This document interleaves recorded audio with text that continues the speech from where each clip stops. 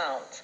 And a circus now touring in Britain is offering help to people who are shaken to the core by the idea of big red noses and oversized rubber shoes. For more, we turn to Paul Carpenter, one of the so-called clownselors in John Lawson's circus. In clown suit, he's known as Popple, but for now, we'll call him Mr. Carpenter. Welcome to the program. It's nice to speak to you. Now, do I understand this right? Coulrophobia is the third most common phobia in all of Britain? Yes, there was a national poll in the newspapers recently of the nation's biggest fears, and coulrophobia, the fear of clowns, was number 3 after spiders and needles. And above fear of flying, I understand. It is. People are more scared of clowns than flying in a plane. Isn't that amazing? It certainly is interesting. How does this phobia manifest itself? Is it a bit like claustrophobia, where people break out in a sweat and can't seem to function? Well, it's amazing. Sometimes we're in the circus and the audience are coming in, and I'm there in the front of the circus with another clown greeting people, and then someone will say, "Oh, no, keep them away from me, and they'll get nervous, they'll start shaking. They're genuinely scared.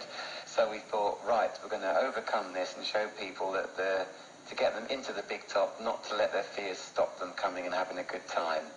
So how do you do that? How do you help people get over that fear? Well, if anyone wants to come for some clown therapy, we're also calling it clownselling. We invite them to the big top during the day when it's quiet, and they meet me and our other clown, but they meet us in our normal, everyday guises, not in makeup or anything. And then we take them into the circus ring, and they watch us as we slowly transform ourselves into our clown personalities. We put on our makeup very slowly, and then we put on our costumes. And if that goes well and they haven't run for the door, we then try and get them interacting with us in the circus ring. We go through a few clown routines, getting them involved.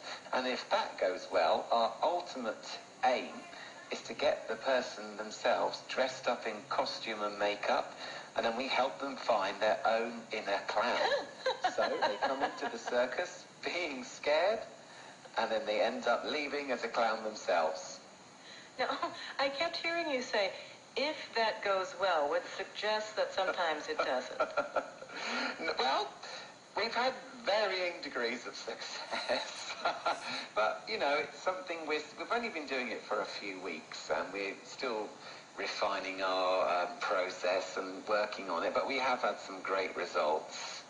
I'm wondering if this is the beginning of a trend. Will other circuses follow suit? Well, but there's been a lot of interest in it over here in the UK, so it could well be that it will catch on with other clowns. Well, I hope it does, because we're doing everything we can to keep clowning alive.